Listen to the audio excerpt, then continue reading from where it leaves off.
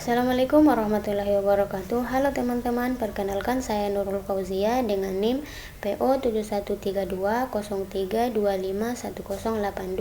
Pada kesempatan kali ini, saya akan mempresentasikan tugas video pembelajaran yang berjudul Struktur Gen, Ekspresi Gen, dan Sintesis Protein. Video ini saya buat untuk memenuhi mata kuliah biologi sel dan molekuler yang diampu oleh Ibu Yaumil Fashni Tanjung Bulu MKes. Yang pertama, saya akan menjelaskan tentang struktur gen. Struktur gen adalah susunan bagian-bagian dalam DNA yang membentuk satu unit pewarisan sifat. Gen merupakan segmen DNA yang menyimpan informasi untuk menyintesis protein atau molekul RNA tertentu. Bagian-bagian struktur gen yaitu yang pertama promotor, yang kedua operator, yang ketiga gen struktural, dan yang keempat terminator. Selanjutnya saya akan membahas tentang struktur gen. Bagian pertama yaitu promotor. Promotor adalah daerah DNA yang berada di depan atau upstream suatu gen yang berfungsi sebagai tempat awal bagi enzim RNA polimerase dan faktor transkripsi untuk menempel sehingga transkripsi dapat dimulai. Fungsi promotor yang pertama menentukan titik awal transkripsi di mana RNA polimerase mulai menyalin DNA menjadi RNA. Yang kedua, mengatur ekspresi gen, apakah gen tersebut akan dinyalakan atau aktif atau dimatikan atau inaktif. Yang ketiga, mengatur seberapa sering suatu gen ditranskripsi atau tingkat ekspresi gen. Jenis-jenis promotor, yang pertama promotor inti atau core promotor, bagian minimum yang dibutuhkan agar transkripsi bisa dimulai. Yang kedua, promotor proksimal, terletak dekat dengan gen. Yang ketiga, promotor distal atau enhancer, jauh dari gen tetapi dapat meningkatkan aktivitas transkripsi dengan bantuan protein pengikat DNA. Jadi, promotor itu ibarat saklar listrik gen, dia yang menentukan apakah gen bisa dinyalakan atau menghasilkan RNA atau protein. Selanjutnya yaitu struktur gen operator. Operator adalah segmen DNA pada gen prokariot, misalnya bakteri yang berfungsi sebagai tempat menempel bidang style bagi protein regulator terutama represor. Letaknya biasanya di antara promotor dan gen struktural. Fungsi operator yang pertama mengatur ekspresi gen dan cara mengizinkan atau menghalangi RNA polimerase melakukan transkripsi. Yang kedua, bekerja bersama promotor sebagai sistem pengatur gen. Yang ketiga, menjadi bagian dari operon atau unit regulasi gen pada prokariot. Cara kerja operator yang pertama, bila represor menempel pada operator, RNA polimerase tidak bisa lewat sehingga transkripsi berhenti, gen tidak diekskresikan. Yang kedua, bila ada induktor misalnya laktosa yang mengikat represor, maka represor lepas dari operator, RNA polimerase bisa berjalan dan gen diekspresikan. Jadi, operator adalah gerbang pada gen prokariot. Terbuka atau tertutupnya gerbang ini menentukan apakah gen bisa dibaca atau ditranskripsi atau tidak. Selanjutnya yaitu struktur gen, gen struktural. Gen struktural adalah gen yang mengandung instruksi untuk menyandi produk fungsional biasanya berupa protein, enzim, hormon, struktur sel, atau RNA fungsional misalnya tRNA dan rRNA. Letaknya ada di dalam operan pada prokariot atau tersebar di kromosom pada eukariot. Fungsi gen struktural yang pertama menyandi protein atau RNA yang dibutuhkan sel untuk metabolisme, pertumbuhan, dan fungsi tertentu. Yang kedua, menjadi bagian inti dari ekspresi gen karena hasil akhirnya adalah produk yang bekerja langsung di dalam sel. Yang ketiga, bekerja di bawah kendali promotor dan operator pada prokariot. Jadi, gen struktural bisa diibaratkan sebagai pabrik yang menghasilkan produk nyata, yaitu protein dan RNA, sementara promotor dan operator adalah saklar yang mengatur apakah pabrik itu bekerja atau tidak. Selanjutnya bagian terakhir yaitu struktur gen terminator. Terminator adalah segmen DNA yang berfungsi sebagai sinyal berhentinya transkripsi. Saat RNA polimerase melewati daerah terminator, proses penyalinan DNA menjadi RNA akan dihentikan. Letaknya di ujung gen setelah gen struktural. Fungsi terminator yang pertama memberikan tanda bahwa RNA polimerase harus berhenti bekerja. Yang kedua, menentukan panjang akhir transkripsi RNA, mRNA, tRNA, atau rRNA. Yang ketiga, membantu melepaskan RNA polimerase dari cetakan DNA. Jadi, terminator itu ibarat tanda titik di akhir kalimat genetik. Dia memastikan transkripsi berhenti di tempat yang benar. Selanjutnya, saya akan membahas tentang ekspresi gen. Ekspresi gen adalah proses ketika informasi genetik dalam DNA digunakan untuk menghasilkan produk fungsional seperti protein atau RNA. Proses ini membantu gen aktif dan menghasilkan fungsi tertentu dalam sel. Ekspresi gen memiliki beberapa tahapan, yaitu yang pertama tahap replikasi, yang kedua tahap transkripsi, yang ketiga translasi. Selanjutnya saya akan membahas tentang tahapan awal ekspresi DNA, yaitu replication atau replikasi. Replikasi DNA adalah proses penggandaan DNA sehingga dari satu molekul DNA terbentuk dua molekul DNA identik. Proses ini penting supaya ketika sel membelah, setiap sel anak mendapat salinan DNA yang sama. Tahapan-tahapan replikasi DNA yaitu inisiasi atau awal. Replikasi dimulai di area khusus DNA yang disebut origin of replication atau titik asal replikasi.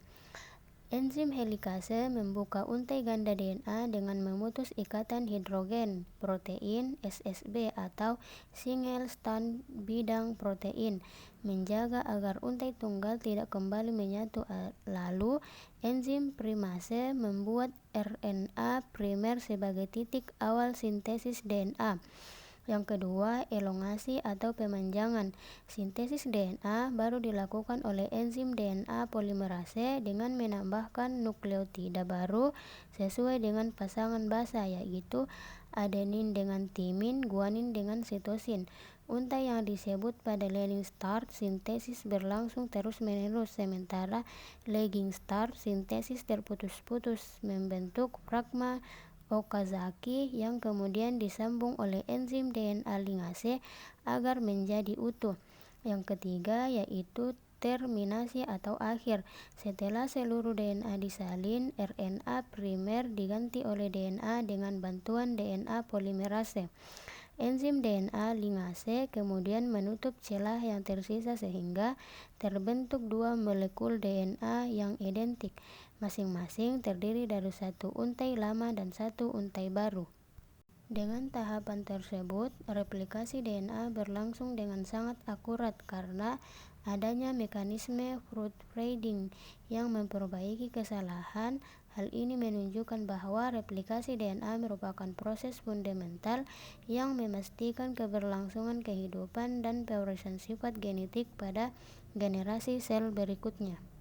Yang kedua, transcription atau transkripsi adalah proses penting dalam ekspresi gen, yaitu ketika informasi genetik pada DNA disalin menjadi RNA. Proses ini terjadi di dalam inti sel pada eukariot atau sitoplasma pada prokariot.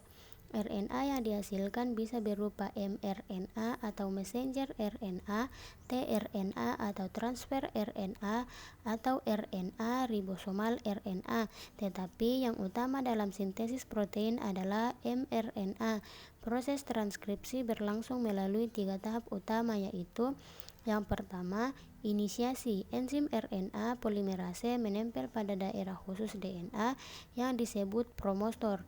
Pada tahap ini, untai DNA dibuka sebagian sehingga terbentuk daerah cetakan yang dapat dibaca oleh RNA polimerase. Yang kedua, elongasi. RNA polimerase bergerak sepanjang untai cetakan DNA dan menyusun rantai RNA baru dengan menambahkan nukleotida sesuai pasangan basa. yaitu adenin dengan urasil, guanin dengan sitosin.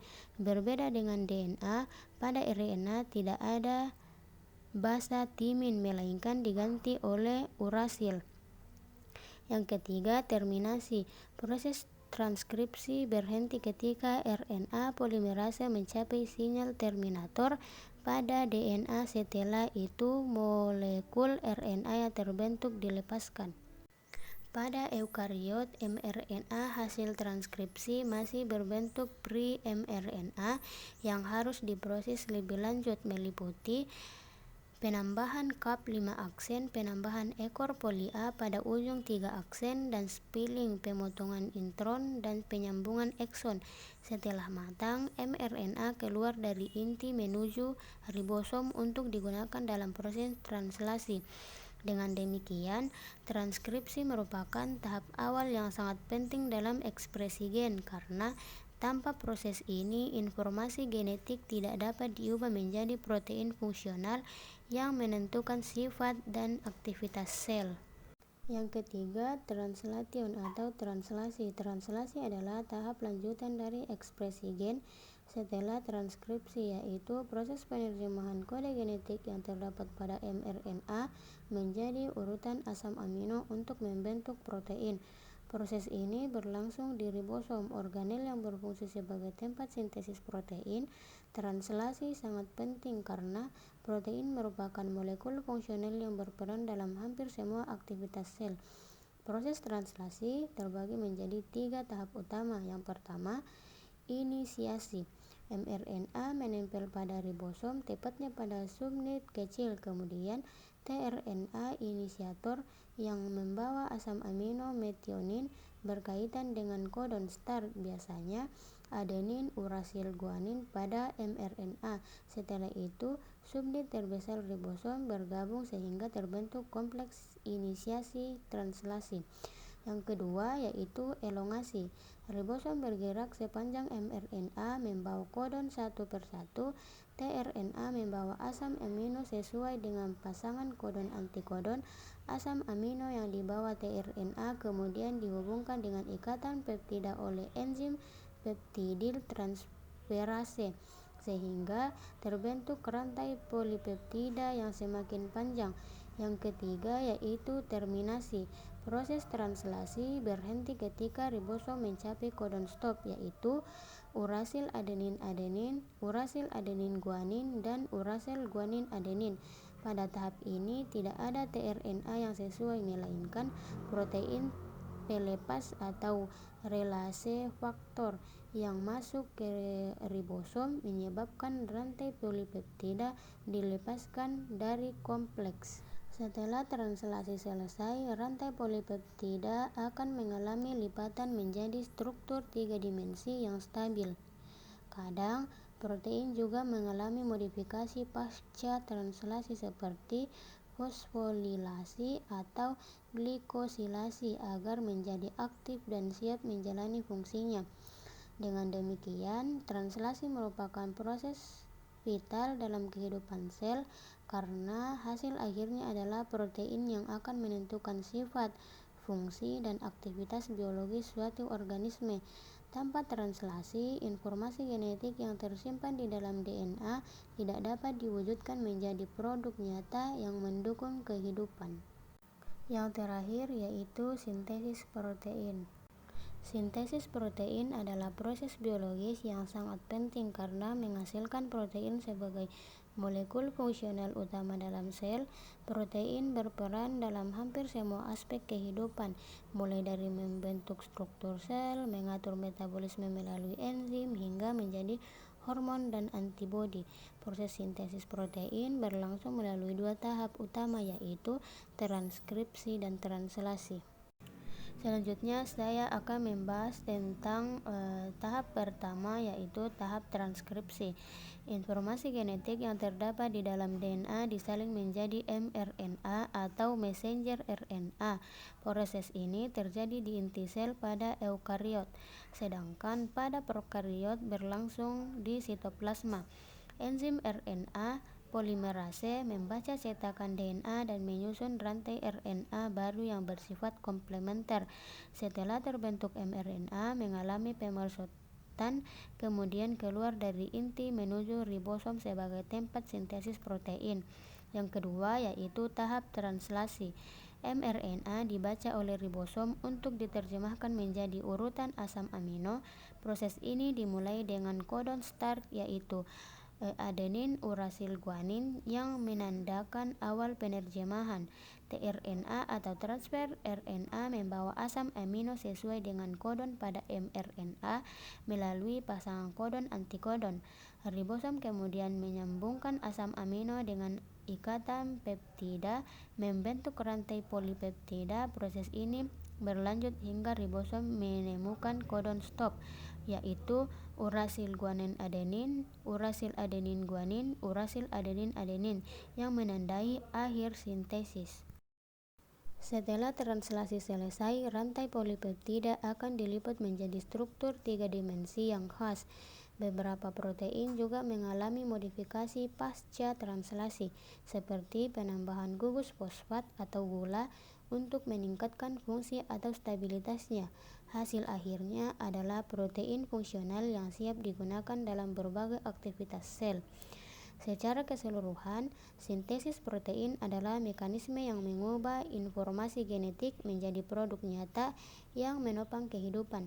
Tanpa sintesis protein, sel tidak akan mampu bertahan hidup karena hampir semua fungsi biologis sangat bergantung pada keberadaan protein. Jadi, kesimpulan dari semua pembahasan yang tadi yaitu struktur gen merupakan dasar dari pewarisan sifat karena di dalamnya tersimpan informasi genetik yang tersusun atas DNA.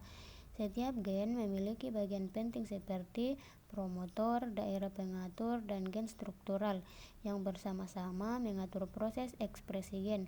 Melalui ekspresi gen, informasi dalam DNA diterjemahkan menjadi produk fungsional dimulai dari transkripsi atau pembentukan mRNA hingga translasi atau penerjemahan mRNA menjadi rantai polipeptida.